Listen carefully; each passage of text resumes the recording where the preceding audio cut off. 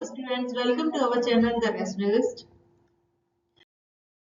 Today we will discuss most important PYQs of Chapter 5 Life Process. Question number 1, stomata closes when, ठीक है। तो हमें ये बताना है कि स्टोमेटा कब क्लोज होता है। देखो, जब स्टोमेटा को कार्बन डाइऑक्साइड का नीड नहीं रहता तब वो क्लोज होता है। दूसरा, जब वाटर उसके सेल से आउट ऑफ द फ्लो होता है, ठीक है। तो हमारा ऑप्शन हो जाएगा बी और C, that is it does not need carbon dioxide for photosynthesis, और ऑप्शन सी है water flows out of the gardens, ठीक है। तो बी और सी दोनों करेक्ट है, तो हमारा ऑप्शन हो जाएगा सी।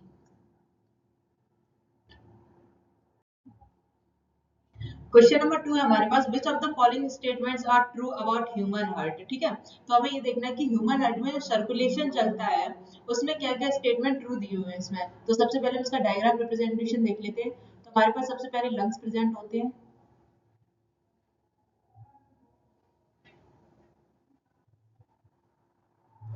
उसके बाद हमारे पास हार्ट प्रेजेंट होता है, एंड देन हम यहाँ पे बना रहे हैं बॉडी सेल्स,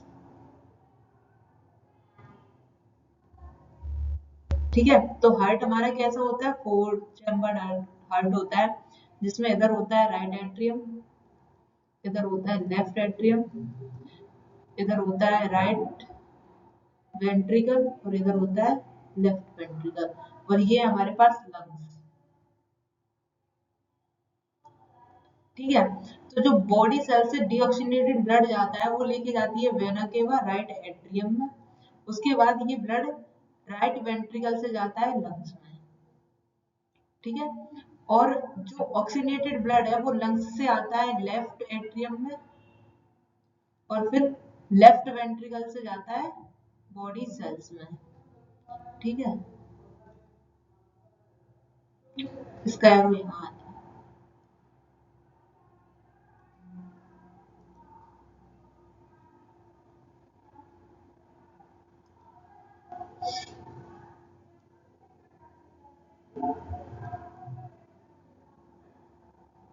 ठीक है।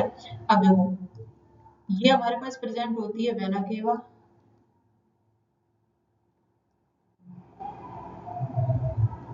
ये होती है पल्मोनरी आर्टरी,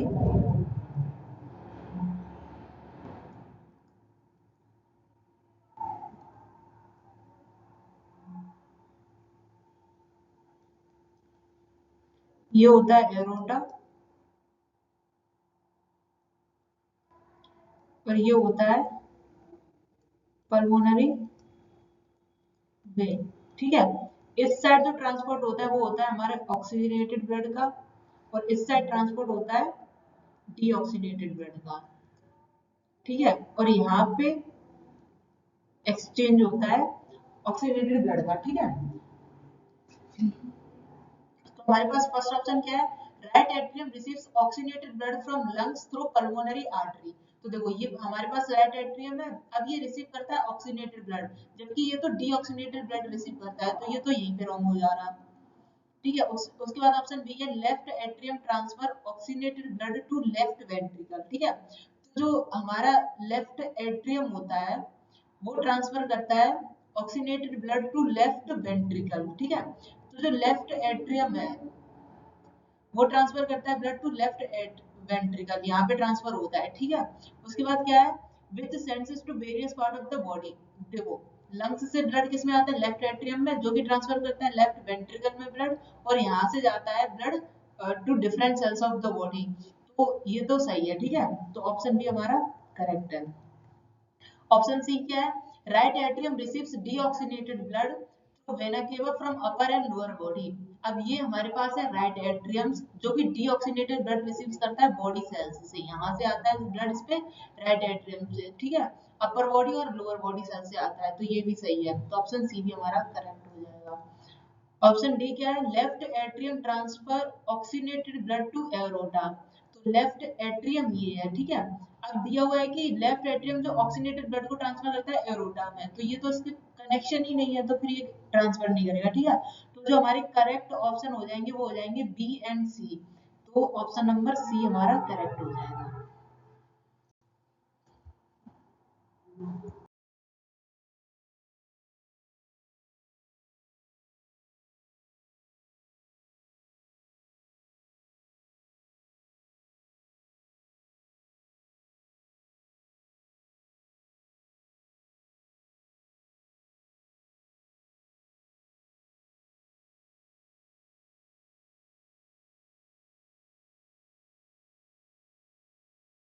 क्वेश्चन नंबर 4 है हमारे पास, in human beings when the process of digestion is complete the proteins carbohydrates and fats are respectively finally converted into, ठीक है।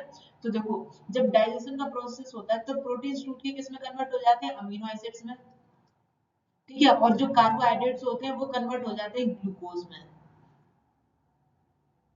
उसके बाद फैट्स कन्वर्ट होते हैं तुम्हारे फैटी एसिड्स प्लस ग्लिसरॉल्स में, ठीक है। अब ऑप्शन मैच कर लो तो सबसे पहले हमारे पास क्या है, amino acids, glucose and fatty acids. Fatty acids तो ठीक है, बट ग्लिसरॉल भी होना चाहिए यहाँ पे, ठीक है। तो ये इनकम्प्लीट ऑप्शन दिया हुआ है। उसके बाद ऑप्शन बी है amino acids, glucose, fatty acids and glycerol. अब ये पूरा कंप्लीट ऑप्शन है तो ये हमारा करेक्ट ऑप्शन हो जाएगा, ठीक है। क्वेश्चन नंबर 5 है हमारे पास, the process in which transport of soluble products of photosynthesis takes place in plants is known as, ठीक है। तो देखो, इसमें जो ट्रांसपोर्ट होना है फोटोसिंथेसिस के टाइम, जो भी प्रोडक्ट सॉल्युबल प्रोडक्ट बनती है उसका ट्रांसपोर्ट होना है। तो देखो, ट्रांसपिरेशन में क्या होता है, लॉस ऑफ वाटर, तो ये तो होगा नहीं। इवेपोरेशन भी अलग ही प्रोसेस हो गया ये तो पूरा, ठीक है, जो वाटर का इवेपोरेशन होता है। कंडक्शन में क्या होता है, वाटर कंडक्शन में आता है। लेकिन जिसमें सारे सॉल्युबल प्रोडक्ट्स को ट्रांसफर किया जाता है from one part two the other part of the plant, तो वो हमारा प्रोसेस क्या होता है, ट्रांसलोकेशन, ठीक है। तो हमारा करेक्ट ऑप्शन हो जाएगा ऑप्शन नंबर डी, बाकी सारे ऑप्शन रॉन्ग हो जाएंगे। क्वेश्चन नंबर 6 हमारे पास, in human respiratory system when a person breathes in the position of ribs and diaphragm will be, ठीक है। तो रिब्स ऑफ डायफ्राम की पोजीशन बतानी है। तो जो रिब्स होती है जब हम ब्रीथ इन करते हैं तो लिफ्टेड अपवर्ड लिफ्ट हो जाती है, और जो डायफ्राम होता है वो फ्लैट हो जाता है, ठीक है। तो हमारा ऑप्शन हो जाएगा, ऑप्शन ए दिया हुआ है, lift ribs and curve dome shaped diaphragm. नहीं, कर्व नहीं होता, फ्लैट होता है, ठीक है। ऑप्शन बी है lift ribs and flatten diaphragm, तो यही हमारा करेक्ट ऑप्शन हो जाएगा। क्वेश्चन नंबर 7 है हमारे पास, असर्शन दिया हुआ है, the rate of breathing in aquatic organism is much faster then in terrestrial organism, ठीक है। तो जो रेट ऑफ ब्रीदिंग है वो एक्वेटिक ऑर्गेनिज्म में ज्यादा होती है टेरेस्ट्रियल ऑर्गेनिज्म से। उसका रीजन दिया हुआ है, the amount of oxygen dissolved in water is very high. देखो, हाई नहीं होता, लो होता है, as compare to the amount of oxygen in air, ठीक है।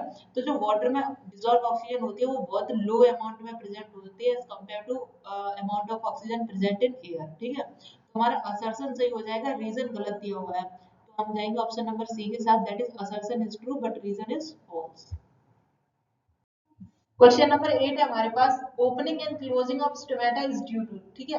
तो स्टोमेटल की जो ओपनिंग एंड क्लोजिंग होती है वो वाटर के मूवमेंट से होती है। जब water in and out move करता है स्टोमेटा से तो उसकी ओपनिंग एंड क्लोजिंग को रेगुलेट करता है, ठीक है।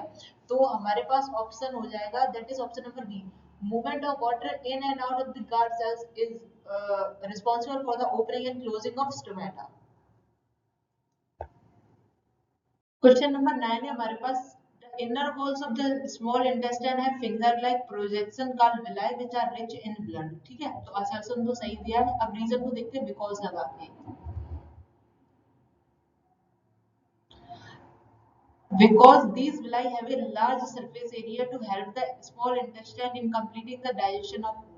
तो रीजन भी सही दिया है, और reason is the correct explanation of assertion भी लग रहा है, ठीक है।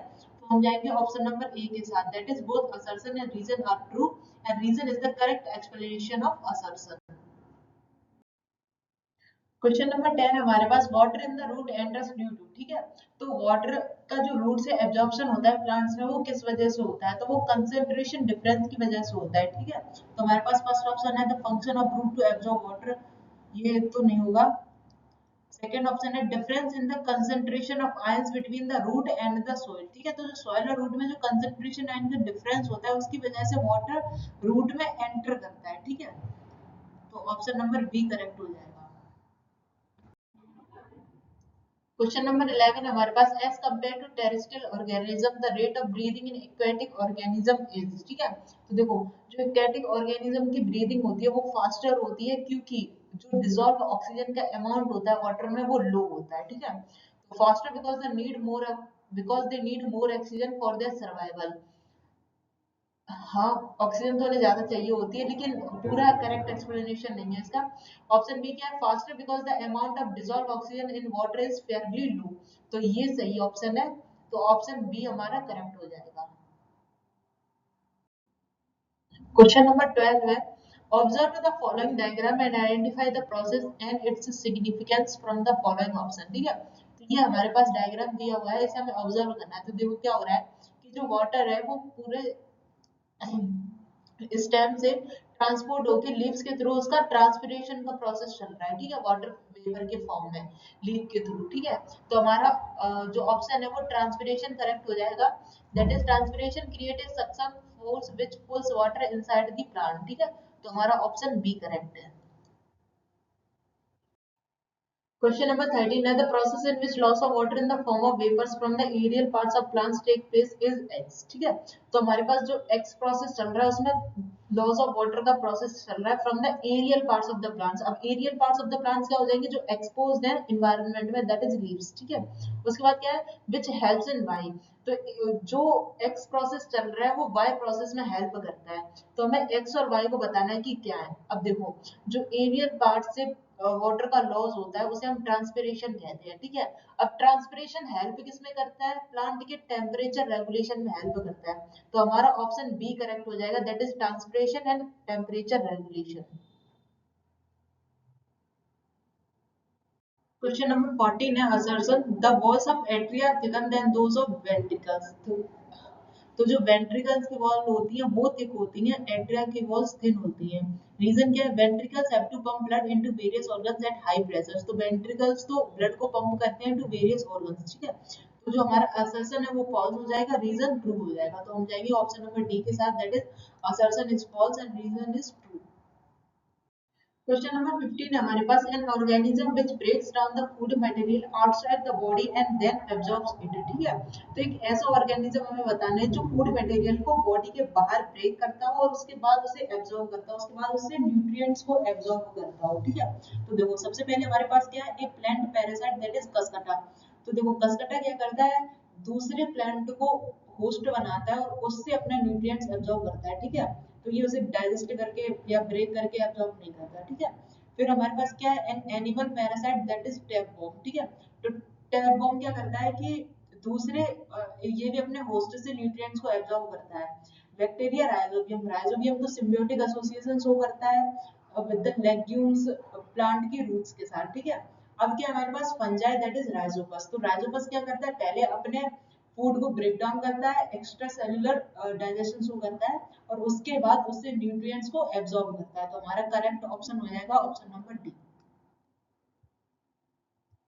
Question number 16 है, consider the following statement about small intestine and select the one which is not correct। ठीक है, तो हमें not correct फाइंड करना है। तो हमारे पास ऑप्शन ए है, the length of small intestine in animals differ as it depends on the type of food they eat। ठीक है, तो देखो जो भी कार्निवोरस एनिमल्स होते हैं उनके इंटेस्टाइन की लेंथ छोटी होती है क्योंकि उन्हें सेलुलोज डाइजेस्ट नहीं करना पड़ता है, और जो सेलुलोज को डाइजेस्ट करते हैं उनकी इंटेस्टाइनल लेंथ बड़ी होती है। तो ये तो सही हो जाएगा। ठीक है, दूसरा क्या है, the small intestine is the site of complete digestion of food। तो ये तो होता ही है। उसके बाद क्या है, the small intestine receives secretion from liver and pancreas। तो small intestine को secretions मिलती है लीवर और pancreas की in the process of digestion। फिर थर्ड डी हमारे पास, the villi of the small intestine absorb water from the unabsorbed food before it gets removed from the body by the anus। अब ये जो process होता है वो large intestine में चलता है, स्मॉल इंटेस्टाइन में नहीं चलता। तो हमारा ऑप्शन नंबर डी इनकरेक्ट हो जाएगा। Question number 17. In human alimentary canal, the specific enzyme juice secreted in location first, second and third are। ठीक है, तो हमें लोकेशंस बतानी है कि किस किस लोकेशन पे कौन सा जूस सेक्रेट हो रहा है। तो हमारे पास फर्स्ट लोकेशन है माउथ। ठीक है, यहाँ पे सेक्रेट होता है हमारा अमाइलेज। ठीक है, उसके बाद सेकंड लोकेशन क्या है, लिवर की। तो लिवर क्या सेक्रेट करता है, बाइल जूस। और थर्ड जो लोकेशन है वो है पेनक्रियाज की। पेनक्रियाज में जो जूस प्रेजेंट होते हैं उनमें से ट्रिप्सिन प्रेजेंट होता है।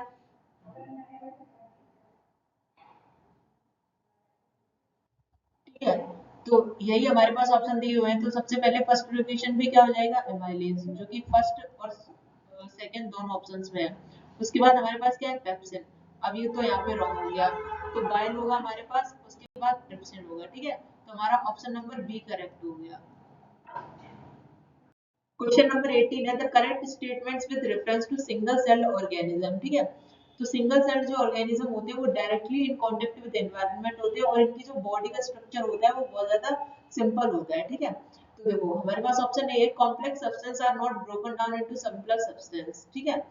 तो कॉम्प्लेक्स सब्सटेंस का वो इंटेक ही नहीं करेंगे, ठीक है, उनकी बॉडी फंक्शनिंग सिंपल होती है, तो ये तो रॉन्ग हो जाएगा। उसके बाद है simple diffusion is sufficient to meet the requirement of exchange of gases, ठीक है।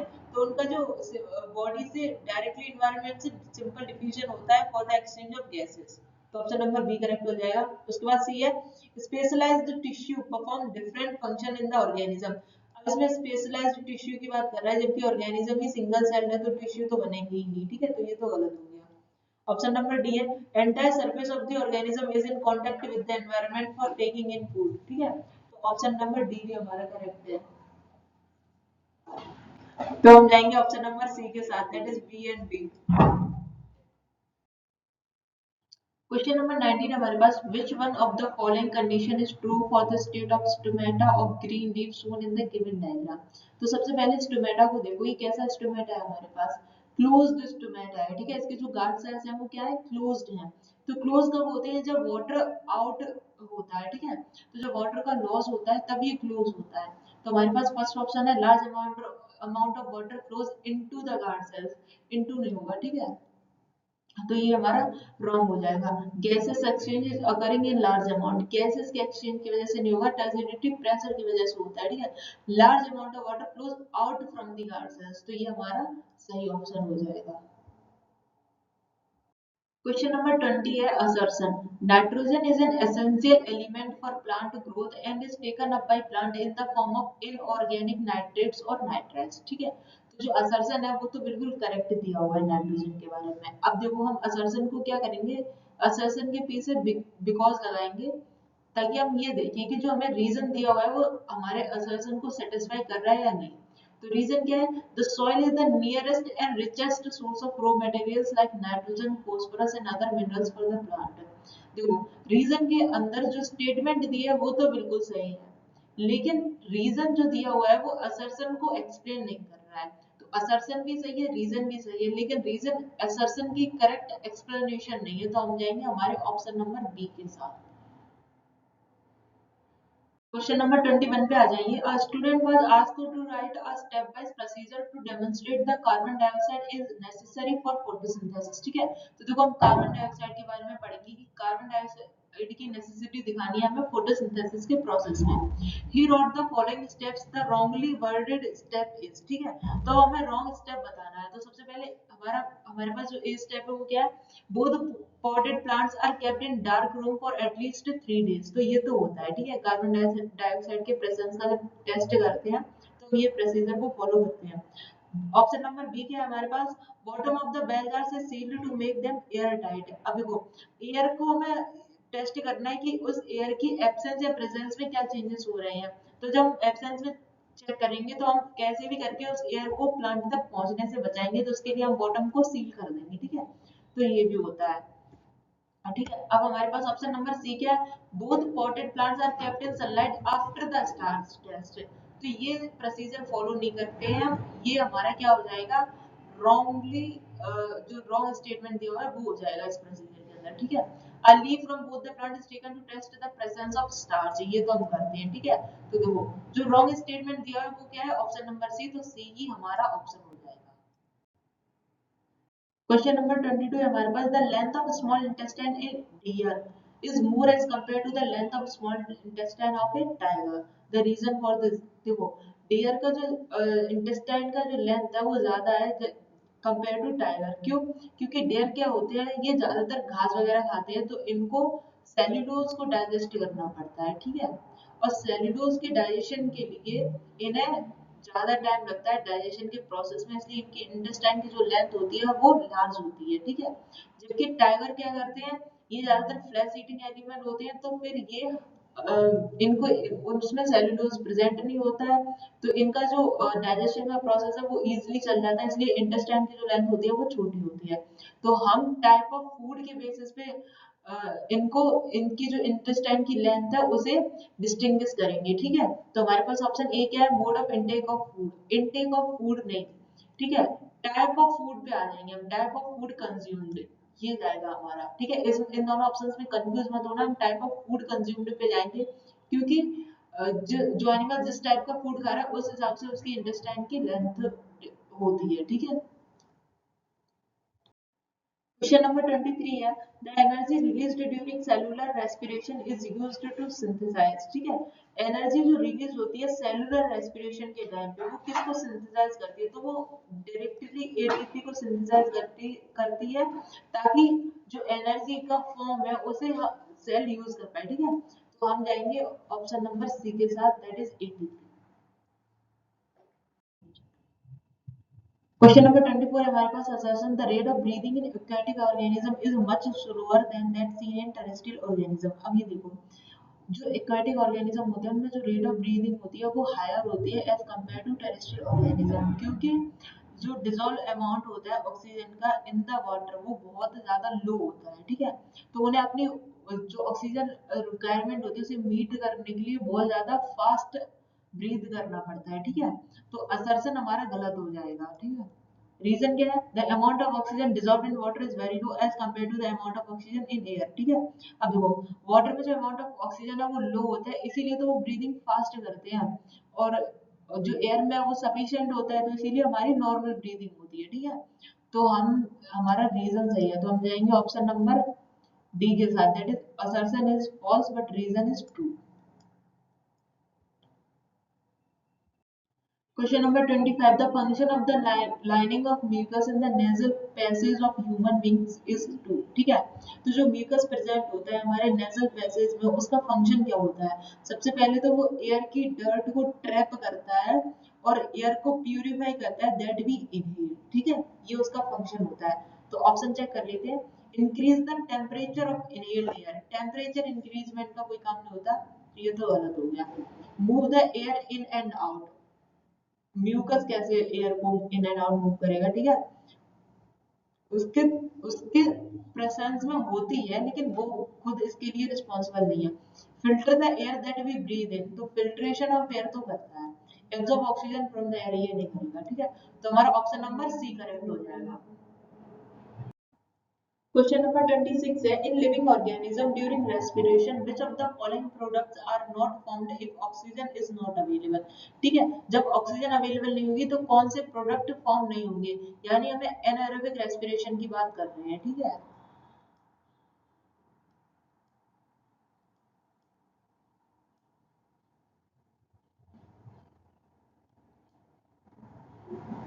ठीक है, तो अब हमसे ये पूछा है कि एनाएरोबिक रेस्पिरेशन में कौन से प्रोडक्ट फॉर्म नहीं होंगे। तो सबसे पहले हमारे पास क्या है, कार्बन डाइऑक्साइड प्लस वाटर, ये तो एरोबिक रेस्पिरेशन में फॉर्म होते ही होते हैं, तो ये एनाएरोबिक रेस्पिरेशन में फॉर्म नहीं होंगे। उसके बाद क्या है, कार्बन डाइऑक्साइड प्लस अल्कोहल, ये फॉर्म हो जाएगा, ठीक है। लैक्टिक एसिड प्लस अल्कोहल, ये भी फॉर्म हो जाएगा। उसके बाद हमारे पास है carbon dioxide plus lactic acid, तो ये भी फॉर्म हो जाएगा। लेकिन जो नॉर्मल रेस्पिरेशन के time carbon dioxide plus water form का फॉर्मेशन होता है वो नहीं होगा। Question number 27 है, respiratory structure of two different animals, a fish and human being are shown, ठीक है। तो देखो, fish का है हमारे पास और humans का alveoli, fish का हमारे पास gills दोनों है, ठीक है। Observe A and B and select one characteristics that hold true for both of them। तो हमें दोनों के लिए कॉमन कैरेक्टर सिलेक्ट करना है जो दोनों के लिए सही हो। Both are placed internally in the body of animal। Internally तो alveoli हुआ, लेकिन गिल्स कहाँ पे होते हैं, सरफेस पे, तो ये गलत हो जाएगा। ऑप्शन नंबर बी क्या है, both are thin and moist surface for gaseous section, तो ये क्या है, हमारा कॉमन कैरेक्टर जो दोनों के रेस्पिरेटरी सिस्टम में प्रेजेंट होता है, ठीक है। जो स्ट्रक्चर हमें दिए हुए हैं डायग्राम में, दोनों ही है जो है वो थिन होंगे और मॉइस्ट सरफेस होगा दोनों का, तो हम जाएंगे ऑप्शन नंबर बी के साथ। Question number 28 दिया है, observe the diagram of an activity given below, what does it help to conclude when the person exhales into the test tube, ठीक है। exhale कर रहा है यानी breathe out कर रहा है, और ये हमारे पास टेस्ट ट्यूब में सॉल्यूशन दिया हुआ है लाइम वाटर का, ठीक है। ये लाइम वाटर का सॉल्यूशन है। अब देखो बेसिकली हमें ये रिएक्शन बतानी है कि जब हम लाइम वाटर से एक्सेल एयर को पास कराएंगे तो क्या होगा। तो ऑप्शन ए हमारे पास percentage of carbon dioxide is more in inhaled air. Inhaled air की तो बात ही नहीं हो रही हमारे, तो ये तो ऐसे ही गलत हो गया। Fermentation occurs in the presence of oxygen. Exhale air में ऑक्सीजन तो नहीं होगी, कार्बन डाइऑक्साइड होगी, ठीक है। Percentage of carbon dioxide is more in the exhale air, हाँ ये ठीक हो सकता है। Fermentation occurs in the presence of carbon dioxide, तो ये तो नहीं होगा। हम जाएंगे ऑप्शन नंबर सी के साथ, that is percentage of carbon dioxide is more in the exhale air. Question number 29 है, the separation of right side and left side of the heart is useful to. ठीक है, जो separation होता है right and left side का वो क्यों useful है, क्योंकि वो ऑक्सीनेटेड और डीऑक्सीनेटेड ब्लड को मिक्स होने से बचाता है। तो हमारे पास ऑप्शन क्या है, keep oxygenated blood from mixing with deoxygenated blood, तो ये हमारा करेक्ट ऑप्शन हो जाएगा। ठीक है, ऑप्शन नंबर बी है, allow a slow supply of oxygen in the body, ये तो नहीं करता। ठीक है, supply energy to animals with low energy needs, नहीं। उसके बाद often change the body temperature, नहीं। सेपरेशन से बॉडी टेम्परेचर का कोई मतलब नहीं, तो ये भी गलत हो जाएगा। हम जाएंगे ऑप्शन नंबर ए के साथ। क्वेश्चन नंबर 30 है, spring sugar stored in root or stem tissue of plant is transported to the birds spot. ठीक है, तो स्प्रिंग सीजन में जो शुगर स्टोर होती है स्टेम या रूट्स में, वो बर्ड्स में क्यों ट्रांसपोर्ट की जाती है। तो स्प्रिंग सीजन में क्या होता है, न्यू फ्लावर्स, न्यू पूरे बर्ड्स वगैरह आते हैं, तो उसको एनर्जी ज्यादा चाहिए होती है। तो हमारा ऑप्शन हो जाएगा option number A, the energy needs of the birds to grow. ठीक है, क्वेश्चन नंबर 31 है, upward movement of water in tall trees is due to. ठीक है, तो मैं वो प्रोसेस बतानी है जिससे अपवर्ड मूवमेंट ऑफ वाटर होता है इन टॉल ट्रीज। ठीक है, तो सबसे पहले हमारे पास क्या है, ट्रांसफॉर्मेशन, इससे तो नहीं होता। ठीक है, उसके बाद हमारे पास क्या है, एक्सक्रीशन, ये तो बिल्कुल भी पॉसिबल नहीं है। उसके बाद फोटोसिंथेसिस, तो ये तो फूड मेकिंग का प्रोसेस है, तो ये भी नहीं होगा। हमारा जो अपवर्ड मूवमेंट ऑफ वाटर होता है वो होता है ट्रांसपिरेशन की वजह से। ठीक है, क्वेश्चन नंबर 32 हमें बताना है, thin walled blood vessels are called. ठीक है, जो थिन वॉल्ड ब्लड वेसल्स होती है उन्हें हम क्या बोलते हैं, तो उन्हें हम कैपिलरीज बोलते हैं। ठीक है, तो हमारा ऑप्शन बी करेक्ट होगा। क्वेश्चन नंबर 33 है, identify the two components of phloem tissue that help in transportation of food in plants. ठीक है, तो हमें ऐसे दो कंपोनेंट बताने हैं जो फूड की ट्रांसपोर्ट कराते हैं इन प्लांट्स में। ठीक है, तो वो हमारे पास क्या होते हैं, sieve tubes and companion sales. ठीक है, तो हम जाएंगे ऑप्शन नंबर बी के साथ। So this is all about this chapter. सारे पीवाईक्यूज कंप्लीट करा दिए गए हैं। जो भी डाउट्स या क्वेरीज हो आप कमेंट सेक्शन में पूछ सकते हैं, और इस पूरी सीरीज को फॉलो कर सकते हैं to complete all the PYQs of all chapter in one. Thank you so much.